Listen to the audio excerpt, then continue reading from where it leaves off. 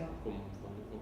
I hem utilitzat les xarxes com a font d'informació. Per tant, nosaltres, sense les xarxes, no seríem el que som. A partir de les xarxes va fer que mitjans es fixessin en nosaltres. Llavors, a partir que mitjans es fixessin en nosaltres, molta altra gent es va fixar en nosaltres i ens va voler donar suport. Dins d'aquesta altra gent ens hem trobat amb personalitats molt importants i personalitats que són molt reconegudes al món. Per exemple, Pep Guardiola, que ens va fer un vídeo de suport. Xavi del Barça, que ens va regalar un barco perquè poguéssim operar.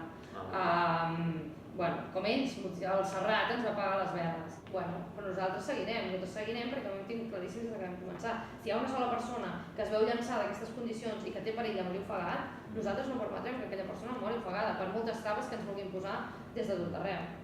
I evidentment, mentre tinguem el suport de la societat civil, que és realment qui té a dir i qui ens dona els mecanismes perquè nosaltres puguem seguir treballant, si tenim aquest suport nosaltres seguirem, clar.